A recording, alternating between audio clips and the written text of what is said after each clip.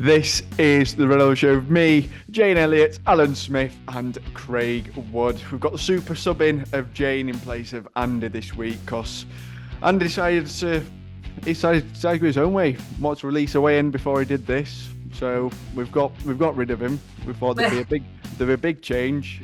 So our deadline day signing was Jane instead of Andy. I get a word in this week then, And an undisclosed fee for Mr. Simcox as well. Yes. I bet looking anyway. So yeah, everyone get used to that now. Andy's left on an undisclosed fee. Going to speak about Barnsley's upcoming game against Stevenage this weekend. So let's get stuck into it.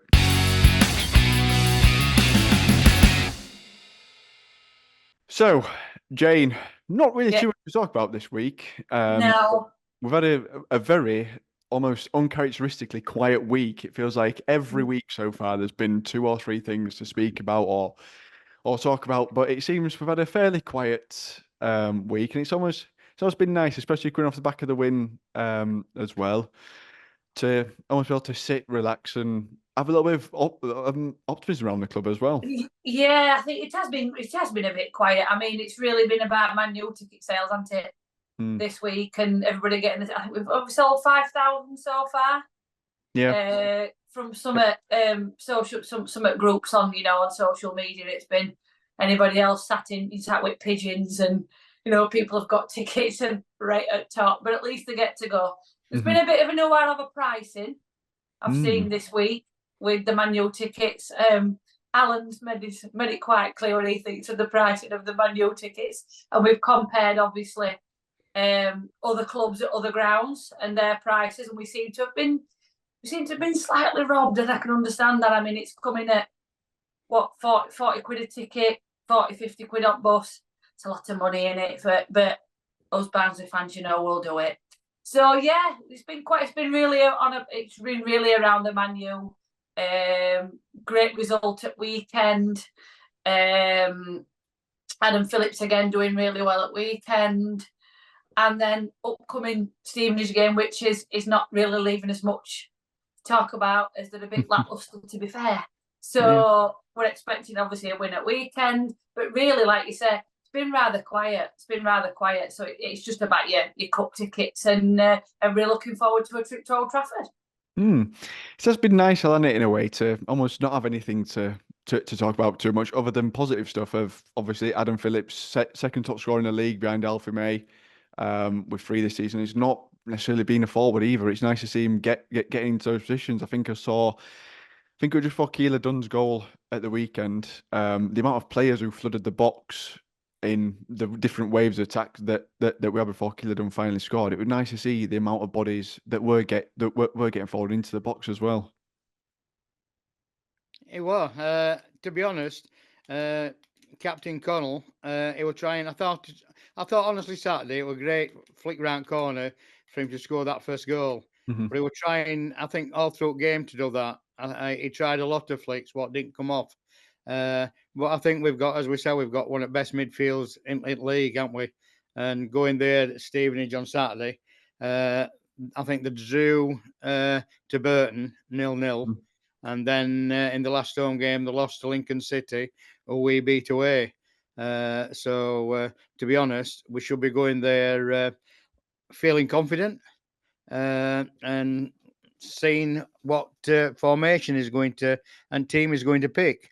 I would hope it doesn't change it, but who knows? Going away from home, he might look at it differently on paper and tweak it a bit, which he usually does, doesn't he? So Darryl might. I'm not saying I wouldn't like to say who he changes it for, who he moves in, but yeah, it could be interesting. It could be interesting. And I'm really looking forward to going down this time and seeing a game of football instead of spending 7 hours or 6 hours in hitching. That's not what you called it last time. All right, itching. I'm going to say there were no H involved at all when I saw that video. 7 o'clock start on Saturday, anyway. Yeah, that's late after of a week for you. Well, it is. It is. Yeah. That's a lion. Craig, obviously Adam Phillips up for Player of the Month, and deservedly so when you look at sort of the impact and just his underlying stats as well within that. Just how important is it to that midfield? Because we've said that, as Al just said there, that midfield is stacked that we've got this season, and it is the strongest position in terms of units we've got in the team. Just how pivotal and important has he been to start the season for us? He's been our star boy so far, hasn't he? You know, along with Connell in that midfield, that is a creative duo that any team would be frothing at the mouth to get. You know, it's not only that, but I don't. He's not the tallest guy, but he's also in the crosses when it comes to, he's surrounded by 6'4" centre backs, and he's the guy that gets his head to the ball. You know, that's just footballing intelligence. You know, I think he's starting to get the plaudits from other people, which is I think he's deserved for well over a year now. You know, there's people who are like, oh yeah, look at how good this Phillips guy's been. He's been doing it ever since he got here. He's been scoring, he's been assisting, he's been playing well. And I think under Clark, I think he's just at a complete different level. You know, and honestly, this season, if we don't go up, it's his last year because he's a championship quality player all day. I think he's as good as Hurahan when he first left. I think he's as good as he was. So yeah, and it's nice to see him get his plaudits, and you know, I think we've got best midfield in the league. If I'm quite honest with you, you know, Matty Craig's, seamlessly just fitted in. You know, he's the guy that sits at the back now, breaks things up, allowing Connell to get forward. You know, there's a lot to be optimistic about, and you know, saying it's been quiet this week. I think it's because we've come off a win. We've come off a. Nobody can complain about performances because I think everybody agrees that the team are playing well, creating chances, you know, and there's nothing for people on Twitter to moan about. So it's been fairly quiet. I've been loving it this week, you know, and I'm sure Andy's fingers have had a nice rest now as well because him on Twitter, he loves Twitter, doesn't he? So that's probably what he's doing right now. Yeah, he's got his feet up. Got his feet up. Or stirring up some trouble just to get some going on. Yeah. Don't let those Birmingham fans hear that he just said we've got best midfield in the league because they don't like to hear that apparently. Well, they don't, well, I mean, amount of money they've pumped into the club in past few years, you'd think there should be a Premier League team by now, but they've all done nothing but go backwards. So I don't think I think they're best at going backwards. Best transfer window alone. I think there's been more than we have in entire history. We'll see when it comes to the end of the season. Yeah. We will. Jen, I'm just going to pick on something that Craig said. Adam Phillips, as good as Connor the first time round, because I know you've got a soft spot for Connor. So... But I don't know where you're getting this from, Josh. Where is your source of information from? Direct from me. So yeah, I don't think Craig's far off with that one. Because give this lad this season, and we might see another cracking quality player. I mean, we had a really, we had a star, didn't we? We Oram. Obviously, we always sort of knew he'd come back, didn't we? We had it back in his mind. We did. We thought he's going to come back in some sort of role. But I think you're right. I agree with you, Craig. He's certainly showing all the potential of that level of player, and you know, he's got the potential to. He's definitely championship, without any shadow of a doubt. Let's see if we've got another star in the making. Then with Phillips, another good signing. There's a problem with that though. Saturday, I messaged his dad at weekend because he come off injured, didn't he? He went straight to the tunnel. So he asked his dad, "How's Adam?" And he says, "He's okay, mate. Just a tight hamstring." So Gaffer took him off as a precaution. So we'll week off. We'll have to wait and see there. Hopefully, he should be fit to play. Philip foam roller works every time. I think international break could be in handy for him then, didn't it? Just give him a third and he'll be all right. Just the foam roll. Get a bit half an hour at foam roll. As my granddad said, he's a thoroughbred. He'll be right. He'll be right. Get back on it. Yeah. Some deep eat on that. He'll be fine. Lovely exclusive from you there, Al, as well. I'll get you set off. A lovely exclusive from you then, Al, as well, and that could be true compared to all the other ones you've had. Amount of signings we're going to make this season. Well, there's no really to go wrong, was there? I mean, concerned about it's not number 30. Sorry, he's not number 30 anymore, is he? I need another shirt. I need number 8. Phillips 8. That's outdated. That's 30. He's gone up in rankings, hasn't We he? bought Too enough much money, shirts this oh. year, Al. You could have put a Phillips 8 up back of one of them. Yeah, Oh, too much oh, money, oh. well, Stevenage on Saturday, pink shirt day. I reckon we'll be playing in this shirt. So Well, first outing for pink kit, I'm reckoning at Stevenage. I may be wrong. I may be right. Did we not? Have we not used that yet this season? Stevenage, and I think no. they play for. Is it 4-2-3-1? That's what It is. It's on my stats pack here, Al. Oh, I'm just thinking. See, I'm It doing is. my research as well. It's good See, to as I'm see. going, I need to know these things. You've got everything. You give me a lovely segue there, and also pull up the stats pack and let's have a look through it. So, manager Alex Ravel, who replaced Steve Evans after he departed on what was it, eight games left at season? He left for Rotherham and steered them into relegation. You run up and down touchline like Steve Evans can. We'll see. So yeah, manager Alex Ravel, top scorer Elliot List with 1, who's they've only scored 2 this season in the league. So is their joint first, but I think he got an assist, which puts him top. Sat 17th in the league, where Gab Sutton, and that's where you predict us to finish, which Al wanted to get that in there. Form, loss, draw, loss, win, winning on the opening day, and it's not been pretty since then. Key player, Kyle Piagiani at the back. Formation 4-2-3-1, as Al has already mentioned. So, Al, I'll come to you, seeing as you gave me the segue into it. How do you feel about this one? Because again, last season it's almost like they've been replaced by kind of like Mansfield and Wrexham and Stockport, who came up and did well and sort of sustained that throughout the season. And obviously the amount of change that they've gone through over the summer, losing Steve Evans toward the back end last season, they seem to peter away a little bit. It is, isn't it? When we rearranged it and went down there, they were on a roll, weren't they? They were picking up points and, they were pushing us to get into playoffs. They had a good run and turn it year, they were really pushing.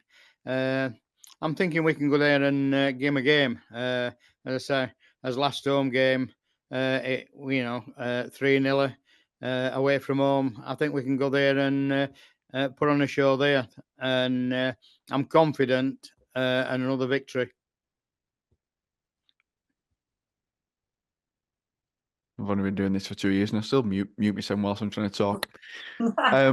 It's nice to have that confidence, Craig, innit, of going into games and not sort of not thinking like, oh, can we get something today? It's almost an expectation now. We've seen enough in such a short sample size from the season so far to know that Stevenage, for example, is a side that we should be beating.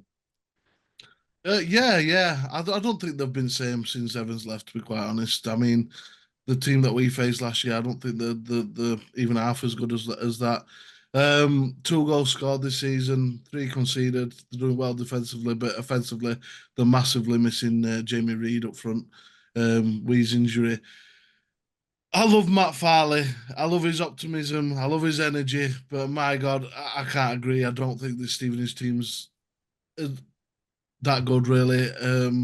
There's a couple of good players in there, but nobody I'd really say is League One top 6 quality. You got Pigiani, who I think's a fantastic defender, but a 32-year-old. I mean, how much has he got left? Dan Butler did well at Donny Rovers. Jamie Reid is a good striker, but he's no good if he's not available. I think they're going to struggle until he comes back. Tyrese Simpson's yet to show anything at any club he's been at. He's shown little spells every now and again that he's got it to be a decent striker, but I mean, it's all about having the momentum and carrying it through and scoring goals on a regular basis, and he's never managed to do that. And this season, I mean, I've watched the highlights of every game they've had this season, and I'm not impressed by what I've seen, to be quite honest with you. They seem to be fairly vulnerable, especially to crosses from out wide, which we know if we've got Crosby in starting lineup, that's going to happen often. Set pieces, I think we're going to be one of the league's best, if not top 2. Long throws as well. I think we can cause them a lot of problems, and I can't see much problems except the odd counter coming back at us. So yeah, I think it's a game we should expect to win, but it's one of them games that could also be a banana skin where we underrate as opponent and they end up getting a cheeky 1-0 against us and sitting in and getting an early goal and just not letting us have a chance for the rest of the game. It's potential to be that. So I would go in expecting a win, but I'll also caution all the players against complacency. Don't think that this game is going to be easy. We know our teams tend to rise against us because obviously we are a team that wants to get promoted. So we'll see what happens, but I'm expecting a victory. Yeah, it's weird, Jane, isn't it? Of sort of, there's always that Barnsiness about it. Of everything's going well, we're all optimistic, but by the way, we have got a tendency to chuck one in every now and again. But I think for me personally, Daryl Clark seems to not allow that to happen. Yeah, I couldn't agree. I was just going down that avenue. And Craig mentioned it, I was like, I know what you're saying. This is just Barnsley all over. So Barnsleyism, it's what we do. We rise up to better teams and then we give the lower teams who we think, wow, we'll win them. We give them far too much time. And then we end up, like you said, a shifty 1-0. And it's like, what have you done that for? Why have we done that? So the manager's just got to drill it into him that every single game, no matter what, is just as important as the last one. Because we do absolutely have a tendency to do that. And as fans, we sit there just going, typical Barnsley. No, I can't go in. Typical Barnsley. About right. So let's hope that he drills it into him that absolutely you do not show him any respect whatsoever, but do not underestimate that this could go completely wrong. And you want to see that performance, you want to see that effort, and you want to see the players bring 100%. Exactly like we've been seeing him over the last few games. We want that every single game. I understand we have bad games and we're going to have bad days, and I understand that, but it should never be through lack of effort or complacency. Never. Yeah, I feel like that's one thing that we struggled with last season, especially when we were at Cheltenham and who was the other game? We had 2 back-to-back over Easter weekend, I think, that almost killed us. Yeah. In terms of top 6. So it is something. We'll come close against Carlisle. Yes, Carlisle won as well. That 4-3 it ended. Yeah. Something like that. Yeah, it was silly games last season. I just hope Clark's got Pines and Selena on training pitch and taught him how to push a player away from the ball. Because it happened twice where he got level with Pines and he just managed to keep him at arm's length. Shove him back. I couldn't see from angle in which I watched the replay on, but I thought that weren't Pines' fault, that goal. I thought that were all Slanina. But I didn't know if the player touched it. It happened twice. The first time Slanina got the ball, and then it happened about 5 minutes later, and Slanina missed the ball. So I think they've both been at fault, but they need to work on that communication. If the goalkeeper's coming out, focus on slowing the man down so the goalkeeper can get to the ball. If the goalkeeper's staying in the net, then the defender needs to track the runner and push him away from the ball. But then again, let's get these cracks sorted out, and I'm sure Clark's been on at them. Well, it needs ironing out, don't it? Because Salinas get two bad goals away. Northampton, which we should have probably won that one 2-1, and that one got them back into the game on Saturday.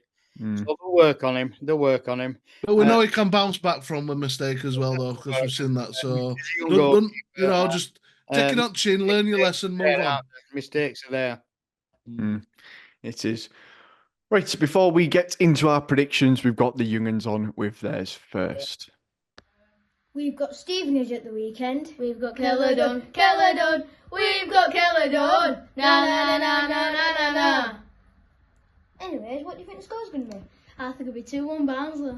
I think it'll be 2-0 Barnsley. If you think you're better than predicted, then let's get it in the comments down below. You Reds! So, a 2-0 and a 2-1, Al, that they've gone for this week. Where do you sit on this one? What's your prediction? Well, seeing as they didn't score against Burton and seeing as they didn't score against Lincoln, I'm going for the same score as I went on Saturday, 3-0. That's me. Oh, I'm going with yours. 3-0. 3-0. I'll go in 3-0. Yeah. Interesting, Craig. You know what? We're all fired up to go 2-1 just because Andy's not here. Right? Because first week I could say it and he'd not said it. But I don't think they're going to score. So it's 2-0. Oh. Should have just said 2-1 anyway. That's why you win this league. Just say 2-1. And you win. Yeah. I really wanted to do it, but I can't see him scoring. So 3-0 time, I'm telling you. I'm going to go 3-1. I think they will score, and we'll just do something. They're stupid. We'll just do fault. something. Yeah. It'll be like Bristol. It'll be like Bristol Rovers. It'll just be something. Dijuvine will put it in on a back pass. Yeah. Something like that. Yeah. Like No he'll just go barbarism. he'll go to lay off the keeper and Selena's other side at box or something and be like, oh no. Oh no. There'll be something. Can we just mention as well? Doing it. Keeler done, goal on debut, 11 minutes in, and he Yeah. scores. What a way to start your career Absolutely. for Barnsley. Yeah, You absolutely. know, get that monkey straight off your back and let's get going. You Yeah. can't miss him. You can't miss him in them blue boots, can you? You can't miss him. That was the sort of finish, right, that we have been missing because how many times have we been 1-on-1 and we've missed the net? Oh, the goalkeeper saved it. He slid it straight underneath him. Top guy. That's why I wanted him. That's one of them things why I never got the sort of everyone raving over John McAtee. John McAtee would not have scored that chance. No. He wasn't composed enough. He didn't have that clinical nature that Keeler Dunn's got. When everyone were raving, like, oh, we should have got McAtee. No, we shouldn't. Because he's not. He'll try, but he's not that good.